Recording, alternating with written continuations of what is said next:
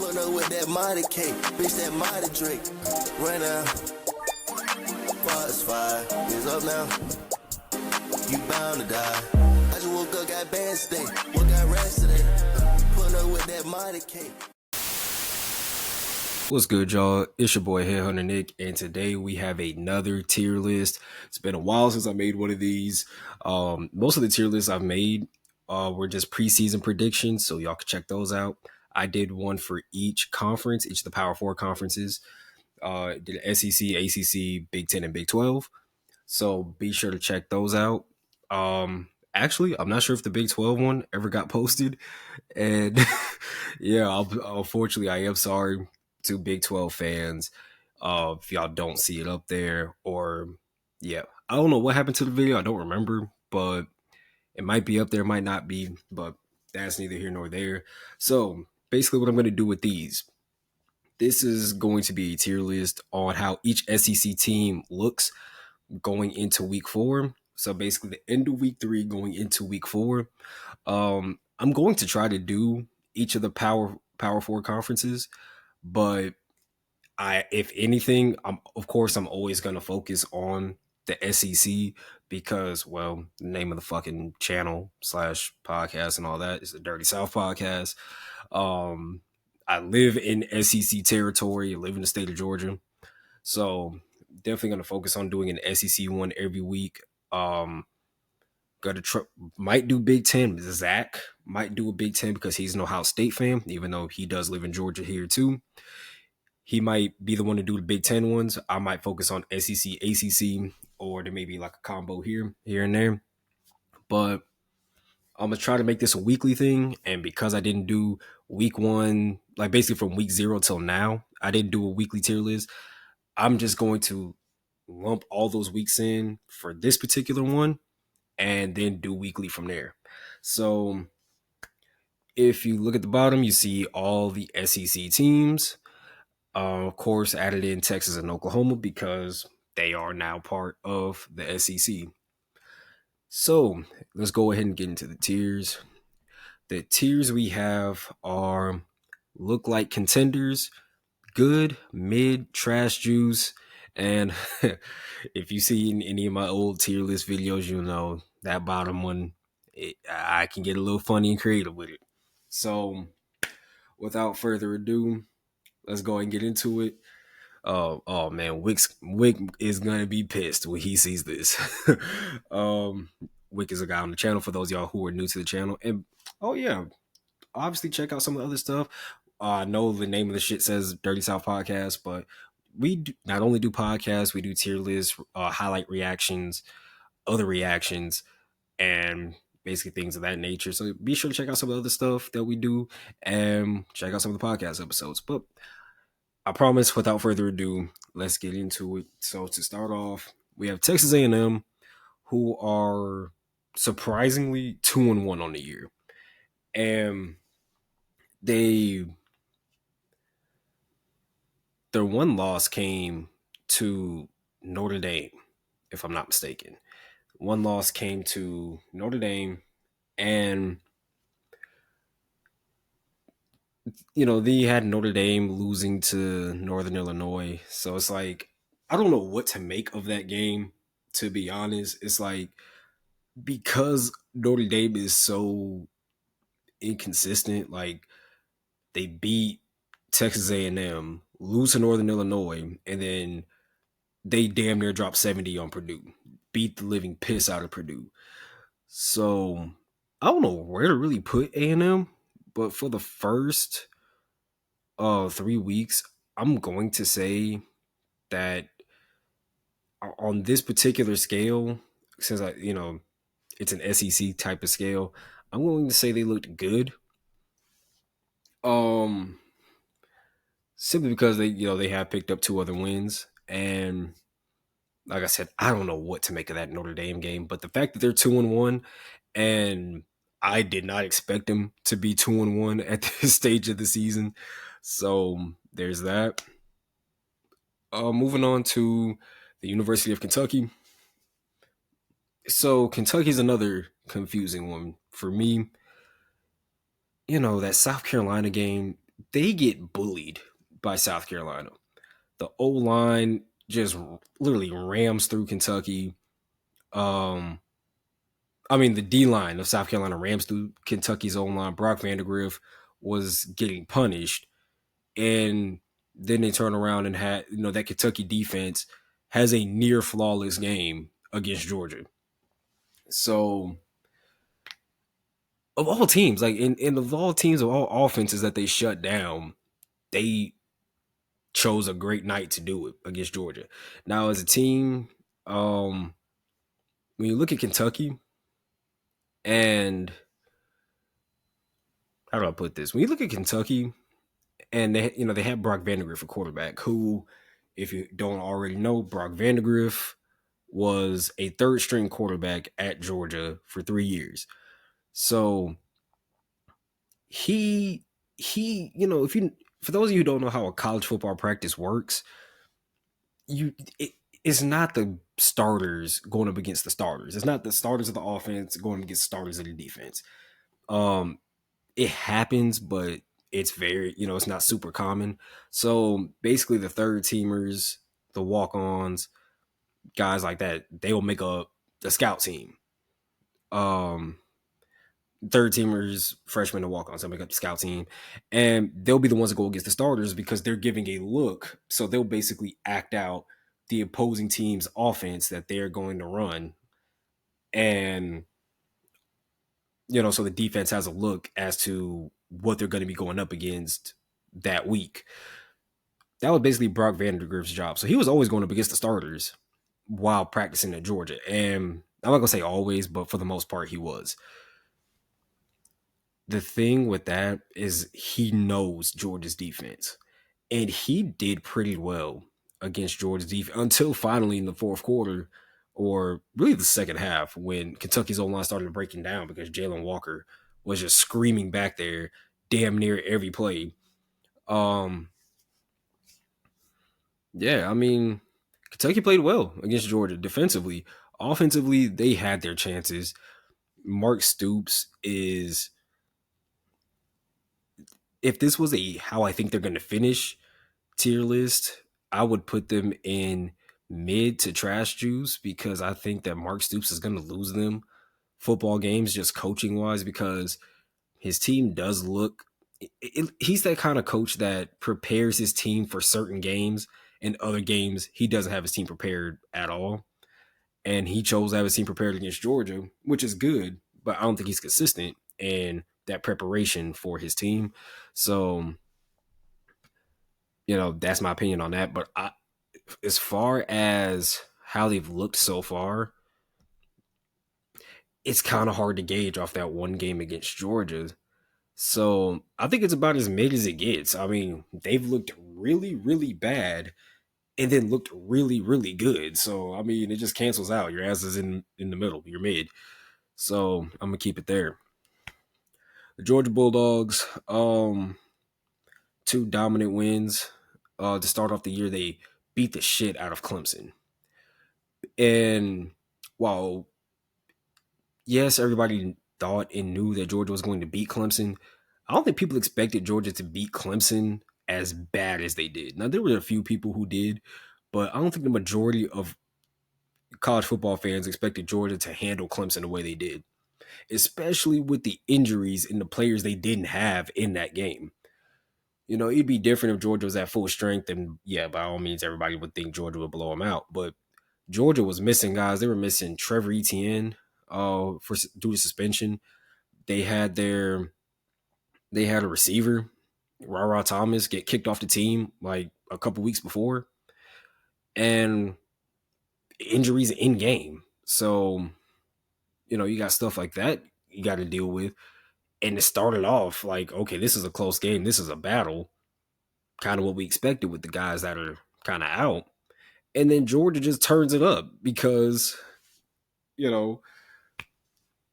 they have depth. They just simply have more depth in a lot of teams. So they just ultimately opened up a can and just absolutely started going crazy. So I think, with Georgia, then you got the Kentucky game. They looked awful. I mean, that's all there is to it. They looked awful against Kentucky. Defensively, they looked okay. They looked good defensively, not great. There was a lot of missed tackles, a lot of missed sacks.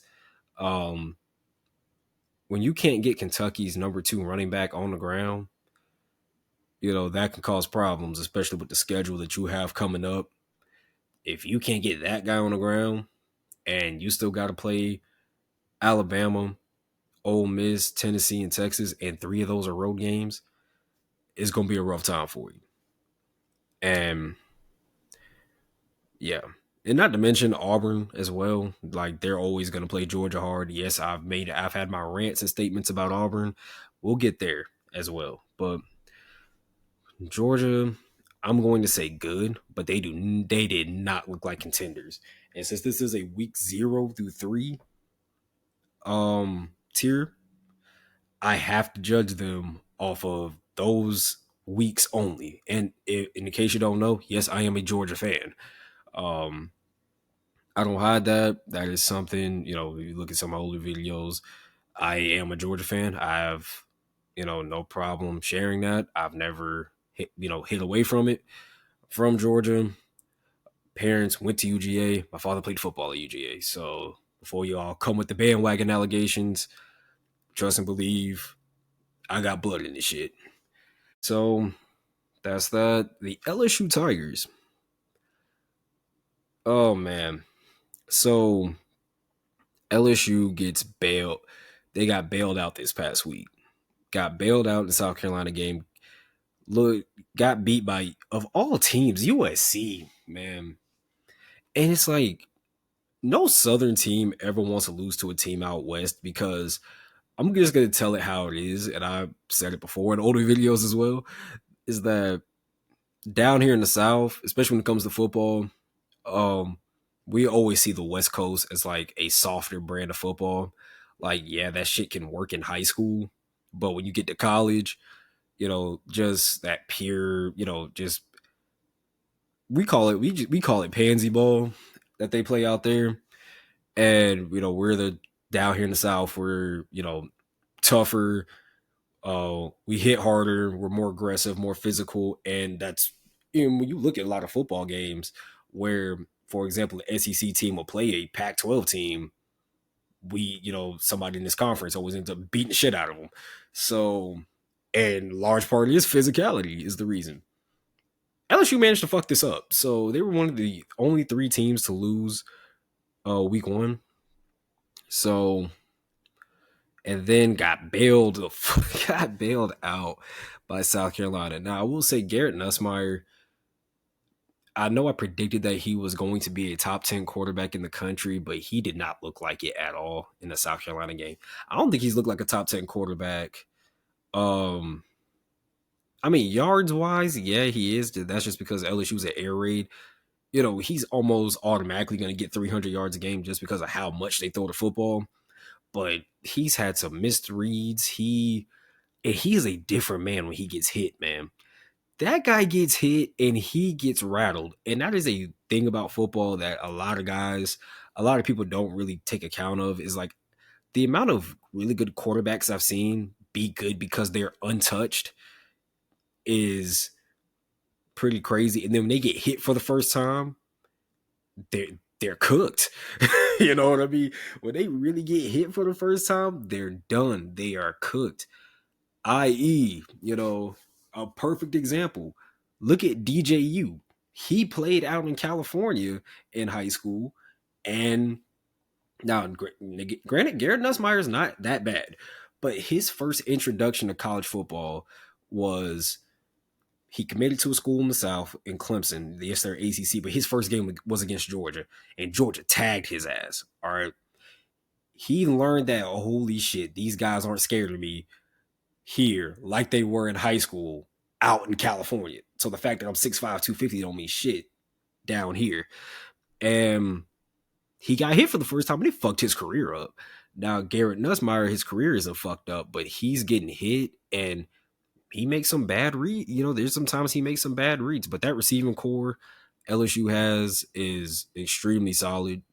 So offensively, they look good. They need to improve defensively. They got to keep people out the end zone. So with LSU, I am going to put them in mid because reality wise, they shouldn't have won that South Carolina game. And the other reality is South Carolina should recruit a better kicker. I mean, it's that simple. But moving on to the Arkansas Razorbacks, I'm gonna try to keep the rest of these not super long. I just noticed I was ranting, so I'm gonna try to keep the rest of these not super long. No promises, but I'm gonna try. The Arkansas Razorbacks. I'm just gonna keep it a buck. I haven't paid much attention to Arkansas. Um, I think they had a like week 0, they beat the hell out of somebody, or week 1, they beat the hell out of somebody pretty bad. So I'm actually just gonna look it up. Okay, yeah, so they beat Pine Bluff. They beat the piss out of Pine Bluff, 70-0. Oh, the Oklahoma State game. How did I forget? I watched that game. I watched a good bit of that Oklahoma State game. So that Arkansas Oklahoma State game, you know, they battled. They really battled. Now you're going against a 30-year-old quarterback at Oklahoma State, and Arkansas definitely had their chances to win the game. And another one of my theories, another thing, I'm so tired of, and it's showing up more and more. I'm tired of people when they go for it on 4th and 1, getting in the fucking shotgun to run the play. All right. I've seen Colorado fail with this. I've seen who else? I've seen Colorado fail with this. Not Georgia. I think I saw Kentucky fail with this as well. Um, Wisconsin in their Alabama, that game against Alabama, seen Wisconsin fail with it. It's just becoming so. I've seen it in the NFL. People just fail. Like, if you need 1 yard, get out of the shotgun. All right, you're already 5 to 7 yards back. Now, why you're lining up at 7 yards in the shotgun, I don't know, but quarterbacks do it. You're already 5 to 7 yards behind the line of scrimmage. So, which essentially means, you're already that far back just to get to 0. Then you got to get 1 extra yard through contact on top of that. And then the running back can't get a full head of steam because he kind of has to hesitate like half a step, half a second for the snap to get to the quarterback. And then he's trying to pick up a head of steam at the last second. It is too late. It's just simply too late. So why this is becoming such a thing in college football where we're getting in the shotgun and trying to run the football to get 1 yard. Just get under center. All right, get under center, turn around, hand the ball off, and let your running back let your power back get that head of steam and drive for that 1 yard. All right, it ain't fucking rocket science. But Arkansas is 2-1 with that loss to Oklahoma State, which is their only real competition. And then they played UAB, and they only won that game by 10. And I don't think UAB is bad because I've seen them play like once, like here and there this season. But you're an SEC team. You should, you really should blow that team out. But I'm going to say Arkansas has actually looked pretty good. All right, you put 70 on a lesser opponent, which you're supposed to do. You battled with a ranked Oklahoma State team, and you beat UAB, which shit, not too long ago, UAB would have beat the hell out of y'all. So there's that. And sorry for the logo here for Ole Miss. Actually, I'm not sorry because I really fucking hate Ole Miss. But for the Ole Miss fans that are watching, yeah, I'm kind of sorry about the logo, but for Ole Miss, just double checking something here, making sure I know what the hell I'm talking about before I talk about it. I think I am correct though. What I'm about to say. Yes. Okay. Ole Miss. Yes, I was definitely correct. All right. So that did really happen. Oh yeah, I said I was talking about it on the podcast. Furman, that Furman game, Ole Miss played absolutely shattered them 76 to nothing. And if you know anything about Furman, that is not a bad FCS school. Like they are FCS, and Ole Miss is expected to handle them, but not 76 to nothing. All right. That's completely unexpected. They blow out Middle Tennessee State, they blow out Wake Forest. All right. And that's okay. That's good.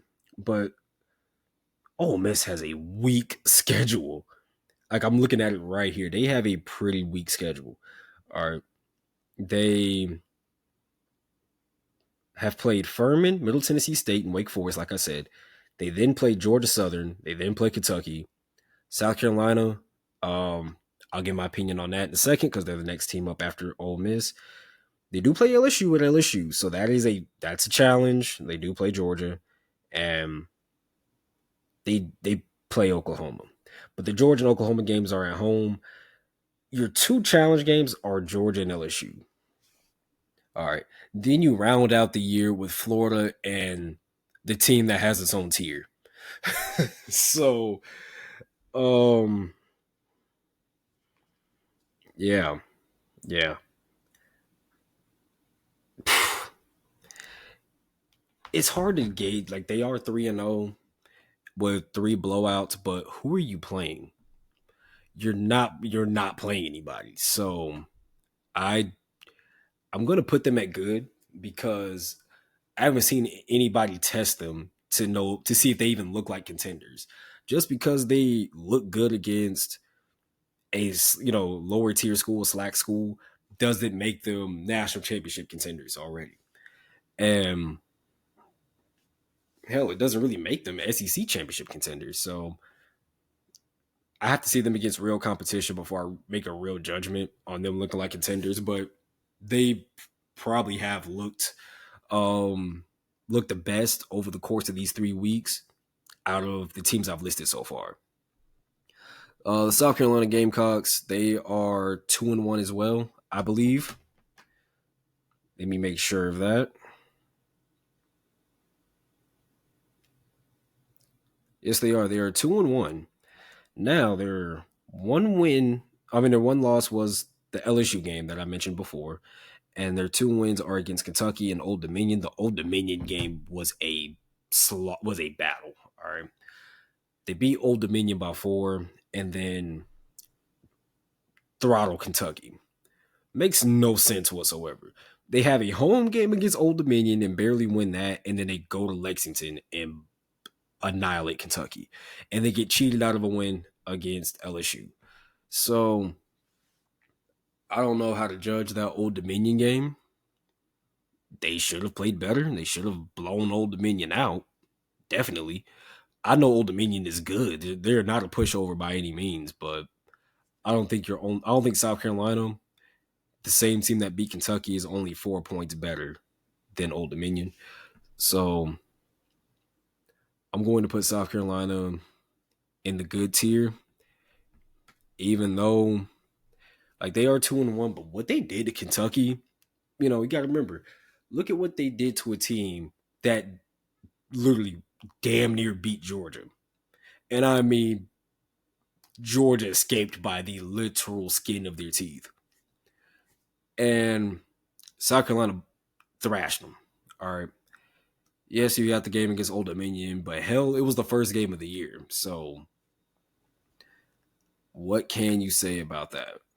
But and it's their own, they won the game at the end of the day. They won the game at the end of the day. And their only loss was a game they got cheated out of. You know, I don't I'm not sure what the exact rule is on a blindside block. All right. Now, of course, when I was coming up, not out, up, pause, whoa. When I was coming up, um, the crackback block it was just football. We didn't even think about it. We would yell ooh and all that because somebody would get put on their ass, get laid out, shit like that. Um, I don't think it should have ever been taken out of football, legal wise.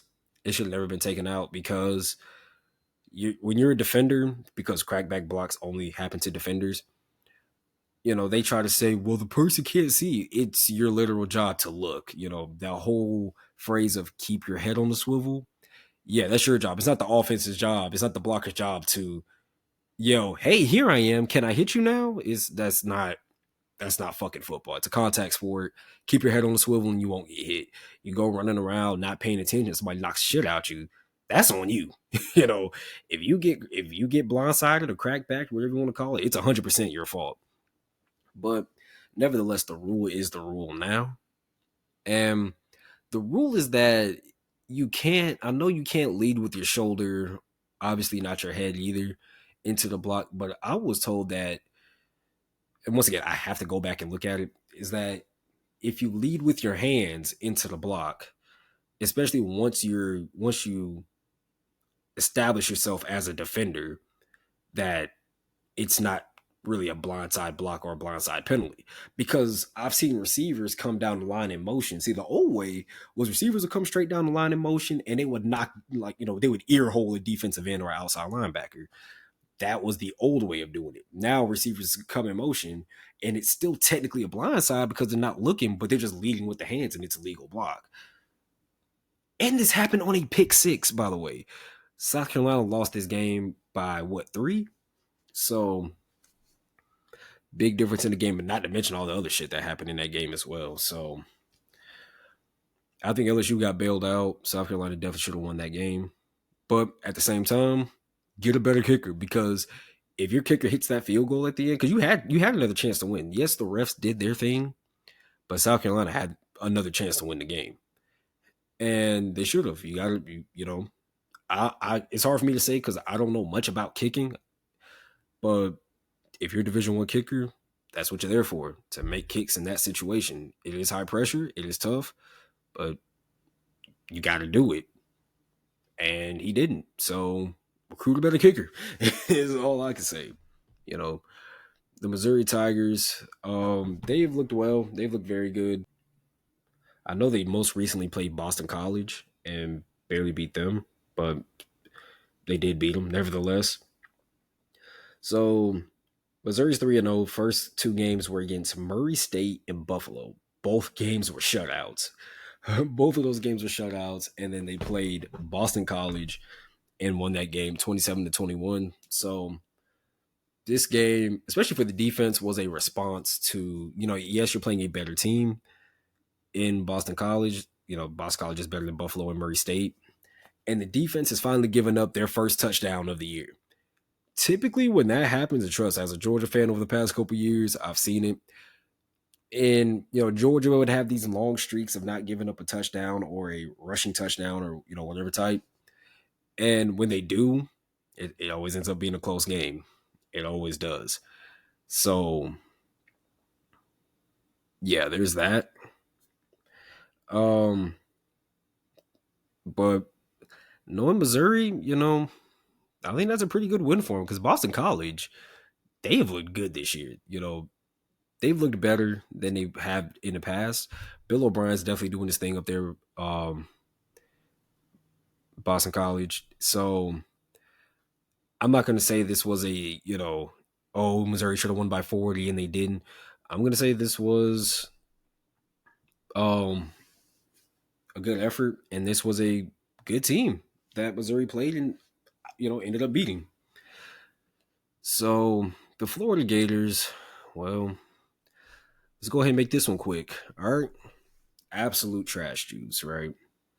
So, man. Where do I begin with Florida? All right.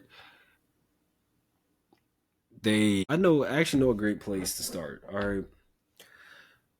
Go ahead and fire Sunbelt Billy, and maybe Florida will be relevant again. All right.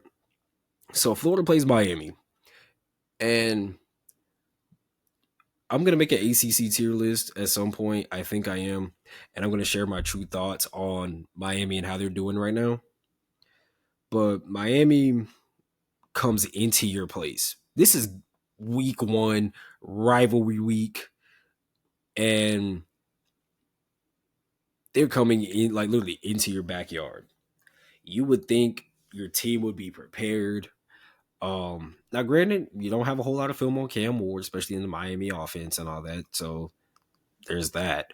But at the same time, there's just a pride thing where it's week one at home. You're gonna show up and ball out.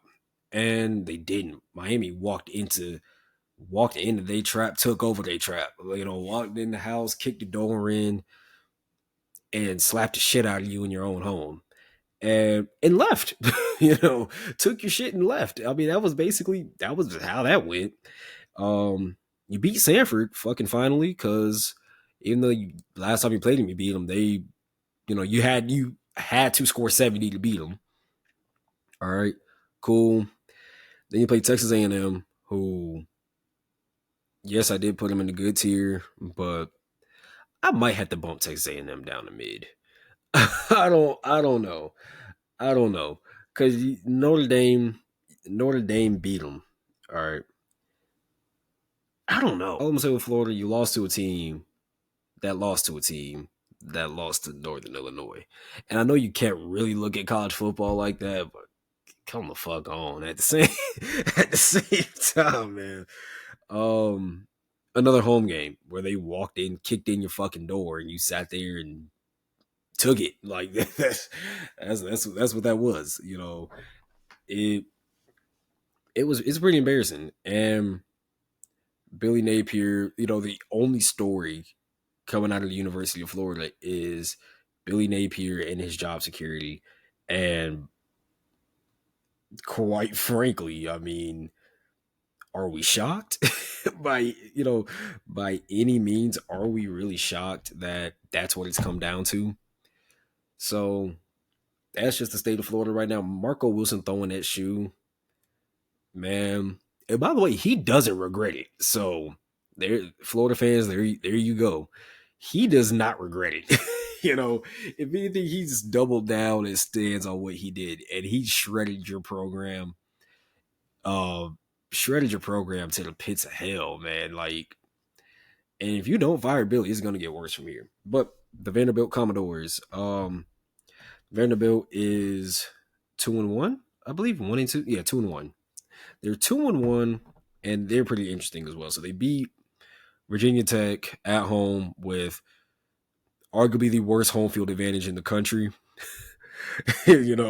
Nobody's there. They're playing in an unfinished stadium. I don't even know if it's safe for them to play in that shit that they're at. I'll let Wick, whenever Wick comes on, he can tell you more about that than I can, because he actually went to that game in Nashville. So they win that game by 7 in overtime. So, and I think like this is just a typical Vandy thing where they start off really good and then just kind of piss the bed afterwards. And then you got the Alcorn State game, that whatever. Then they lose to Georgia State in Atlanta. No, not Georgia, not even Georgia Tech. The team down the street from Georgia Tech. You lost to Georgia State. And Georgia State's not bad by any means, but they should not be fucking beating Vanderbilt. But yes, Vanderbilt's in the SEC, but are they really in the SEC? So, I mean, they're 2-1, so I don't think I can put them in trash juice, but I think mid is the way to go, because you beat Virginia Tech, you do have a blowout win, and then you lose to a team that, they're looking good in the Sun Belt so far, but you're losing to a team that realistically will probably be a mid-tier Sun Belt team coming up through the season. Or hell, hell, the way the Sun Belt's looking so far, hell, they might win that shit. I mean, regardless, it's a Sun Belt team, but you shouldn't be losing to them in a baseball stadium. You lost to them in a baseball stadium, by the way. That's Georgia State's home field, the old Turner Field. So I don't know how much home field advantage you can have in that shit for a football game, but hell. Alabama. Alabama's been whooping some ass, man. There's nothing new. I mean, that's just Alabama. I'm only looking this up for the scores. I know what Alabama has been doing. And okay, so yeah, of course you got the week one blowout against the FCS school. Then they played USF, South Florida. And for 95% of that game, they looked bad. They looked terrible for 95% of that game. And the turning point of that game, I'm telling you, these teams beat themselves. South Florida had a chance to, they were inside the 5, inside Alabama's 5, and it was like fourth down from like the 2. And if USF went for it and they scored that touchdown, I think they take Alabama out of the game, or it at least changes the game plan for Alabama, because they end up kicking the field goal. And then Bama, gets the ball back and they still have the lead. All they did was cut the lead down. I think they were up by a touchdown. Maybe. Yeah, so they were up by 7, and they kicked a field goal, ball at the 2. So even after the field goal, you still need another touchdown against Bama in Tuscaloosa, which you struggled to get. And obviously you're not going to get it. So Milroe goes down the field next drive, absolutely slaughters USF's defense, and it goes downhill from there for USF. And Bama ends up, scoring 28 in the fourth quarter and made the game, made that score look worse than it was. So just a little bit of humor there. And then Bama turns around and beats the shit out of Wisconsin, who, once again, another go for it situation. 4th and 1, got in the shotgun, and Bama cracked them. And this is first quarter. And I'm watching this game, and as soon as I saw that happen, when they got in the shotgun and got stuffed, it literally went downhill for Wisconsin after that.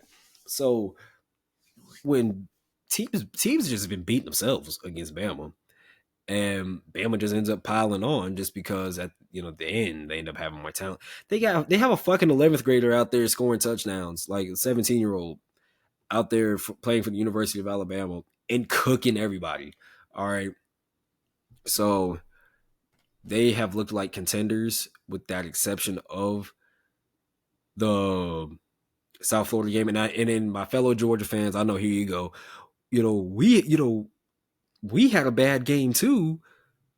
Yes, but Bama ended up blowing out USF. All right, beating the piss out of them toward the end.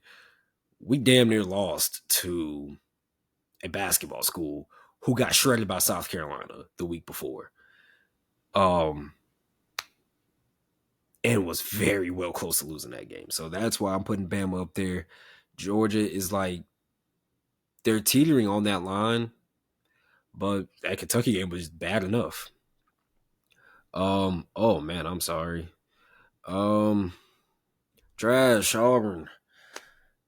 I don't give a damn what you say. When you lose to a team whose social media team is their whole thing is the woke agenda, and when their thing is the woke agenda and they beat the shit out of you on your home field, I mean, yeah, that's Auburn for you. That's real Auburn football. Peyton Thorne has looked a complete mess. And I know you beat a couple FCS schools, New Mexico's FBS. You look fucking terrible. I mean, that's the reality of it. You look bad and got the hell beat out of you by Cal. And in the preseason SEC video, I go on an entire rant about Auburn, right? And how they can be better than they are, and they're not.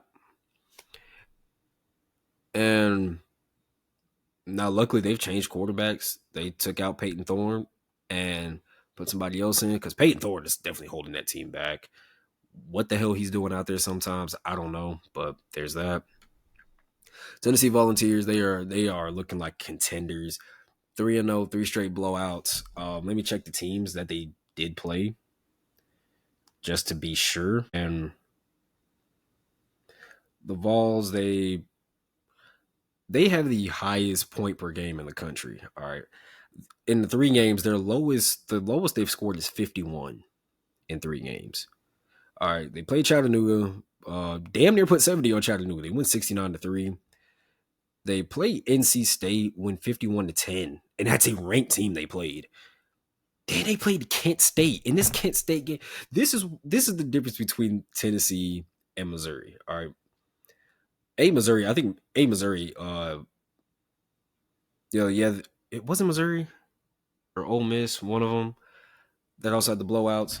All right, but Tennessee's doing it in record-breaking fashion. They had 65 at halftime. All right, yes, it's a lesser team, but 65 at the half, and then you're leading the nation in points per game, if I'm not mistaken. Maybe South Alabama has that now after what they did to Northwestern State. They put up 87. But you have 2 games where you put up 70 in one of them and damn near put up 70 in the other. Hell, a made extra point makes it 70. And then you beat a ranked team by putting 51 on them and winning by a 41-point margin. So, a lot of respect for Tennessee. They look like contenders so far. Offensively, defensively, whatever 13 divided by 3 is, they're averaging a little over 4 points per game so far, while averaging probably 60, while averaging like in the mid 60s. So, yeah. What the fuck are y'all doing out there in Starkville? What the hell going on out there? Y'all out there getting y'all ass kicked by any and everybody. So I'm just gonna leave that there. I'm gonna let Wick come on here and just rant because I can't even do it with y'all right now. I don't even have the time to fuck with y'all right now. Texas Longhorns, they're the number 1 team in the country. They have leaped Georgia. They were number 2, and they leaped over Georgia for the number 1 spot, and understandably so. So far, they have looked like the number 1 team in the country.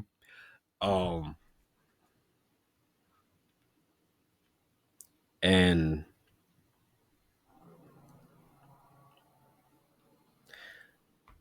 so far they won against UTSA 56-7.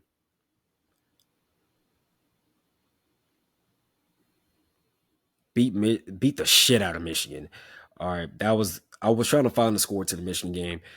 They beat the living piss out of Michigan. Almost beat them by 3 whole touchdowns, won by 19 in that game. They literally dismantled a returning national championship team. They were all defending national champ. Obliterated them, beat Colorado State 52-0, and killing UTSA, number 1 team in the country. Hate to break it to you. All right. So then you got Oklahoma, who have blowed out Temple 51-3, beat Houston 16-12, and beat Tulane 34-19. They haven't looked great, but they haven't looked bad either. You beat up on a lowly Temple team, struggled against Houston, and did what you could against Tulane. I'm gonna put them in the good column. All right, they are 3-0, and definitely, if you're undefeated, you should at least go in the good column.